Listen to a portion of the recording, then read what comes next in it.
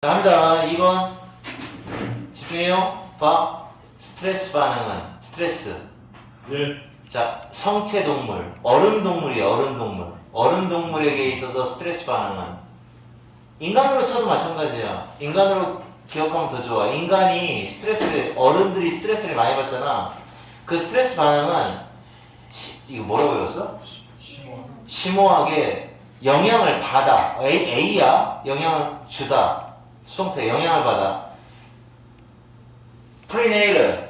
아, 빨리 얘기해야지. 안 알았어요. 밑에 있어요. 아, 밑에 있는 단어야? 그럼 태어나기 이전에 스트레스. 태어나기 이전에 스트레스에 영향을 받고, 그리고 차이. 이게 차이야. 마터널. 부모의, 아니 엄마의 보살핌. 그러니까 엄마 보살핌의 차이 때문에 차이에 영향을 받고, 그 다음에 태어나기 이전 스트레스에 영향을 받는다는 거지. 그러니까 이게 뭐야? 스트레스라고 하는 건 엄마가 제대로 보살펴주면 스트레스는 낮아지는 거예요. 엄마 사랑 많이 받으면 낮아지는 거예요. 그리고 태어나기 이전에 스트레스니까 타고난 스트레스가 또 있는 거예요. 자, 세민아, 스트레스 많이 받니? 아니요. 아, 그럼 너는 엄마가 사랑으로 너를 키운 거야. 오. 엄마가 원래 스트레스가 태어나기 이전부터 없었던 분이신 거야. 어? 아, 진짜 이거 일리가 있는 얘기죠? 자, 마터널, 엄마의 보살핌의 그 차이의 효과는 전달이 된대요. 이게 중요한 거예요. 전달된대. 그렇구나. 야, 혹시 승윤아, 예. 스트레스 많니? 네. 그럼 어머니도 많으신 거야. 어?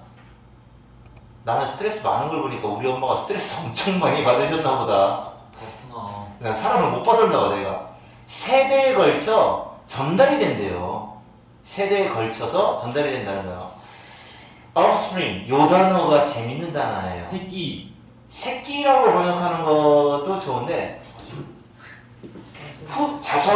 자손인데요. 제가 단수 복수가 똑같은 단어예요. 새끼들. 이거 복수예요. 어떻게 알았어? S가 없어요. 별표시 빨리 해놔. 이거 단수 치고 가면 안 돼. 귀여워. 경험한, 그러니까 high maternal care. 자, 높은 엄마의 보살핌. 엄마가 잘 보살펴줘. 높은 엄마의 보살핌을 경험한 새끼, 자손들에게 여러 세대에 걸쳐 전달이 된다고 합니다. 스트레스의 효과가, 그 차이의 효과가. 차이. 엄마의 보살핌의 차이가 있을까 하는 사람마다 exhibiting, 보여주는 더 낮은 스트레스를 경험한 후손. 그러니까 더 낮은 스트레스 반응이에요. 그리고 또 하나, 여기 ing가 나왔으니까 이렇게 똑같이 ing로 가야 돼. 그러니까 일단 또 뭐를 제공하냐면 그러니까 이 두 가지 관계네. 두 가지 관계 봐봐. 머터널 케어가 그들 자신이 머터널 케어가 높아. 그러니까 잘 보살핌을 받았어. 엄마 보살핌을 잘 받았어. 그런 거를 제공하고 있고, 그런 사람이 더 낮은 스트레스를 보여주는, 이거 꾸며주는 게 아니다. 이렇게 보여준다. 이렇게 분사구문이네. 그리고 보여준다. 이렇게. 그러니까 대물림을 하는데, 이게 이제 의미상의 주어라고 봐야겠네. 대물림을 하는데, 하이 머터널 케어가 있으면 로우 스트레스를 보여준다는 거예요. 그리고 또 그들 스스로도 하이 머터널 케어를 또 자신한테 준다는 얘기지. 자, 이거 복잡하다. 다시 한번 봐봐. 선생님 설명해 줄 테니까 상관관계를 잘 봐라. 일단 내가 엄마야. 그 다음에 내가 자식이 여기 있어. 그 다음에 나의 엄마는 또 여기 있어. 자, 그러면 봐봐. 일단 대물림을 한다고 써 있어. 여기 세대에 따라 세대 간에 전달이 된다고 있어. 전달이 되는데 그 자손들한테 전달이 되는데 봐봐. 높은 엄마의 보살핌을 경험했다. 얘가 경험이 높다. 예를 들어서 보살핌이 높다. 그러면 스트레스 지수는 낮아. 그러니까 반비례 관계예요. 그러면서 또 자기 스스로도 자기 자신한테 하이 머터널 케어를 주기도 하는 거예요. 그러니까 엄마가 만약에 스트레스가 낮아. 아니, 스트레스가 낮은 게 아니라 보살핌이 높아. 그러면 이 사람은 스트레스가 낮아진다는 거예요. 그 딸내미는. 그러면 보살핌을 많이 한대. 자기 스스로도 보살핌을 많이 줄 가능성이 있다라는 거지. 오케이? 그래서 이 독해는 해석을 이렇게 끊고 해석하는 계속적 용법으로 해석하는 게 더 좋을 것 같아요. 다시 한번 해볼게요. 자, 엄마의 보살핌의 차이의 효과는 세대에 따라 자손들에게 전달이 됩니다. 그 자손은 높은 그런 엄마의 보살핌을 받습니다. 경험합니다. 그리고 낮은 스트레스를 보여주게 됩니다. 스트레스 반응이 낮습니다. 본인도. 그리고 자기 자식한테 스스로가 높은 엄마의 보살핌을 또 줄 수가 있습니다. 이렇게 되는 거죠. 알았죠? 그 상관관계? 그런 효과가 어댑티브입니다. 야, 요 단어가 핵심이네요. 이거 뜻이 뭐예요? 어댑티브가? 적응성이 있는. 그런 게 무슨 말이에요? 그런 효과는 적응성이 있다라는 건 무슨 얘기야? 적응성이 있다라는 게 무슨 뜻이야? 어? 그러니까 그렇게 서로 두 가지 연관관계에 대해서 계속 상호작용, 적응성을 계속 갖는다는 얘기야. 그러니까 뭐 할 때 적응성이 있느냐? 그러니까 그거에 대해서 적응을 한다는 얘기. 잘 적응을 한다. 그런 효과들은 그 적응이 잘 된다는 거지. 그러니까 밀접한 관계가 있다라는 얘기지. 어? 잘 보살펴줘? 그러면 스트레스 낮아. 그러니까 서로 딱 찰떡궁합처럼 잘 맞는다는 얘기지. 적응성이 있다라는 얘기는. 그지? 그래서 적응성이 있는데 언제 적응성이 있느냐? 오프스프링이. 자, 아까 선생님이 오프스프링 복수라고 했어. 그래서 S 없다. 오프스프링이 환경을 경험할 때 적응성이 더 좋아진다는 얘기야. 뭐하고 비슷한 환경? 그들의 부모와 비슷한 환경. 그러니까 그들의 부모가 예를 들어서 아주 케어링한 부모님이야. 잘 보살펴주는 부모님이야.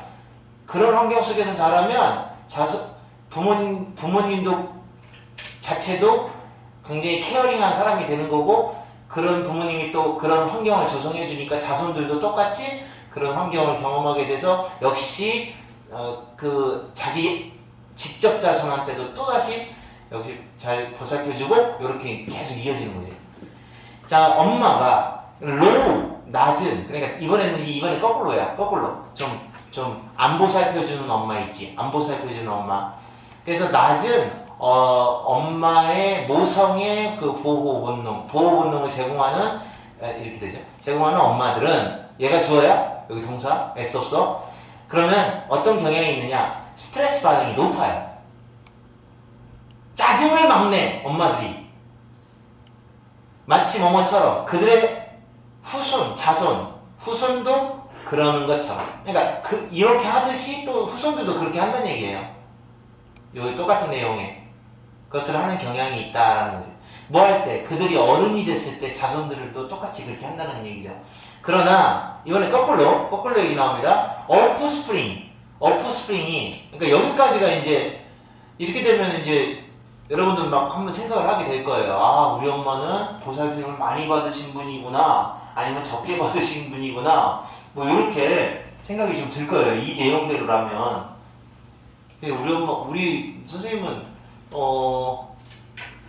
스트레스가 뭔지 잘 모르겠지만 나도 많이 받는 편인 것 같아. 그러나 봐봐요, 이건 다른 얘기야. 오프스프링이 크로스 포스터가 된 오프스프링이 있어. 이게 무슨 말일까? 포스터, 원래 뜻은 기르다야, 양육하다. 원래는. 근데 크로스 포스터라는 말은 무슨 말이냐면 결국 뭐지? 다른 엄마. 교차 입양, 교차 양육, 그걸 말하는 거죠. 교차 양육. 그러니까 교차 양육이 된 자손이 있어. 그러니까 다른 엄마들한테 위탁됐다고 하면 되는 건데 교차 양육된 offspring은 패턴을 이런 패턴을 보인다는 거예요. 어떤 패턴을 보이느냐? 스트레스 반응이 좀 더 뭐하고 비슷한 패턴을 보이느냐? 그들의 포스터 마더의 대시 의미하는 게 이거예요. 스트레스 반응. 그러니까 이게 포스터 마더가 양엄마죠? 그 위탁 엄마의 그것과 비슷한, 훨씬 더 비슷한 그런 스트레스 반응을 받는다는 거죠. 그러니까 친엄마가 굉장히 스트레스 많았던 부모님이야. 근데 만약에 내가 그 포스터 당했어. 그 왜 어떤 독해에서 하나 있었잖아. 포스터 당하는 거. 응? 위탁 가정에 맡겨졌는데 그 엄마는 굉장히 스트레스가 없는 사람이야. 그러면 내가 친엄마 성향을 따라가는 게 아니라 누구 성향을 따라간다는 거야? 그 양엄마 성향을 따라간다. 이런 얘기죠. 알아들었어요? 그러면 철민이 너 뭐야 그러면 너 철민이 너 입양해야 돼? 아니 딴 데 가야 돼? 아니면 니네 집에 살아야 돼? 저희 집에서 살아야 돼. 아 그러네. 스트레스 별로 없으면.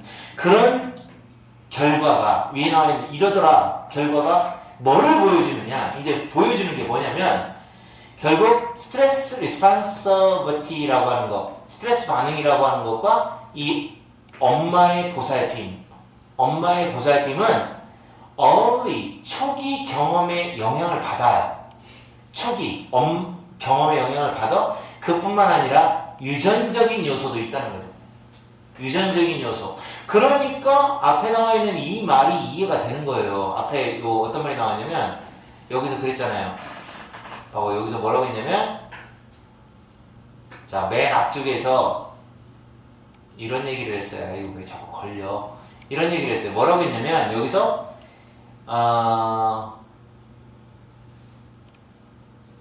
어디 갔죠? 여기서 요거 프리네이럴 태어나기 이전의 스트레스가 바로 제너틱한 요소예요. 선천적인 유전적 요소예요. 유전적 요소에 영향을 받는다는 얘기가 나왔고 그 다음에 이건 후천적인 거죠. 어린 시절의 경험이죠. 엄마의 보살핌의 차이. 그래서 결국 스트레스를 많이 받는 사람, 적게 받는 사람 그런 스트레스의 그 반응 차이는 결국은 선천성, 후천성 둘 다 들어가는 거예요. 둘 다 들어간다는 결과죠. 결국 그러니까 엄마가 스트레스가 많은 사람이라 할지라도 그래도 만약에 아이를 사랑하고 보살펴 준다라고 하면 애는 스트레스 지수는 적어지는 거예요. 자, 그러한 레귤레이션, 통제. 여기서 이제 통제라고 하는 건 이제 동물에 대해서 이제 만약에 부모를 바꾸는 거죠. 엄마를 바꿔주는 거예요. 그렇게 통제하는 거. 이것이 바로 다른 포유동물에게도 보여진다. 심지어 식물한테도 그렇다는 거죠. 이 레귤레이션이 의미하는 게 뭐냐면 여기 레귤레이션 원래 규제라는 뜻이잖아요. 그러니까 여기서의 뜻은 규제라는 뜻이 속뜻은 뭐냐면 이렇게 부모 바꿔주기, 엄마를 바꿔주기 이거를 말하는 겁니다. 그러니까 동물들 같은 경우는 그런 거를 하나 봐. 동물원에서 너무 자기 자신을 안 보살핀다. 그러면은 잘 보살펴주는 애한테 갖다 놓는 거죠. 그래야 그 새끼도 나중에 자기 자식 낳으면 잘 보살펴 줄 수 있는 거니까. 무슨 말인지 알아들었어요? 네. 좀 특이한 얘기입니다, 이거는. 근데 여러분, 너네들도 그래. 나중에 애 키울 때 스트레스 많이 주지 마. 쌤은 나? 많이 줬어요? 나는 많이 안 준 것 같은데 얘가 왜 이렇게 스트레스를 받지? 그 타고난 스트레스가 큰가 봐, 걔는.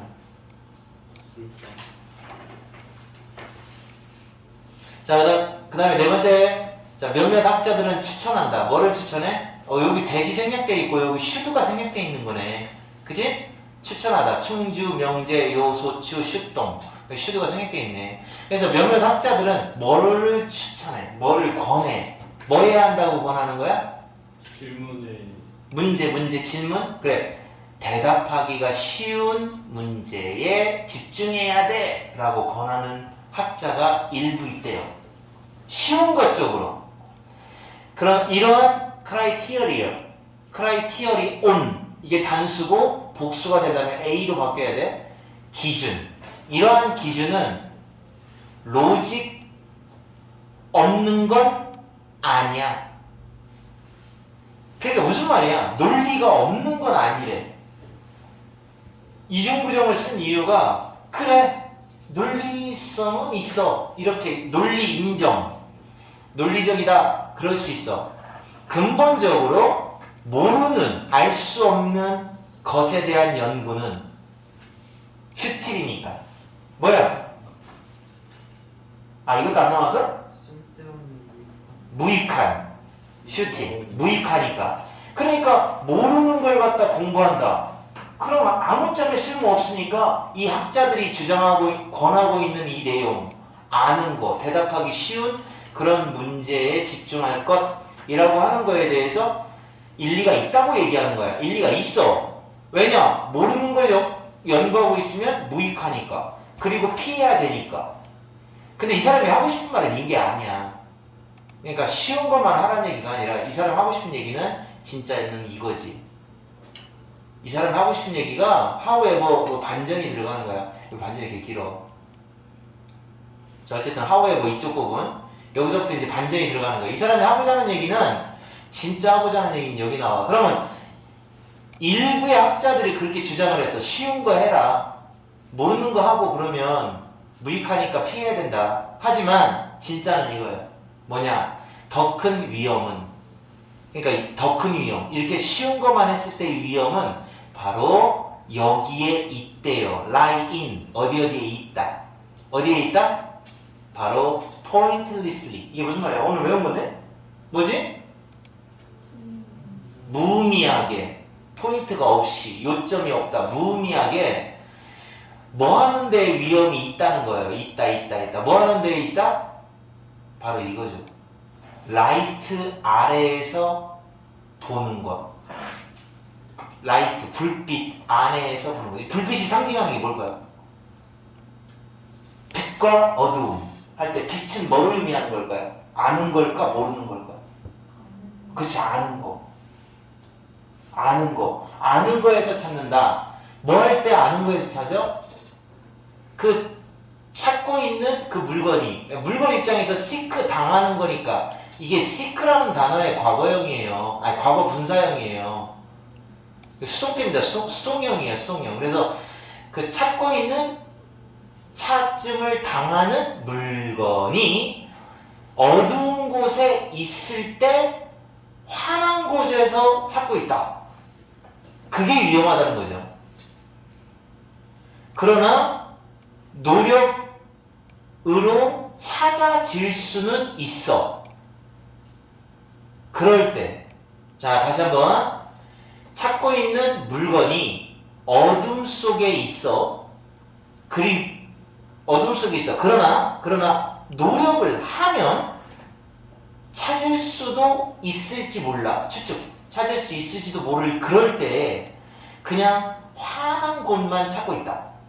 그게 위험하다는 거야. 뭔 말인지 알아들어?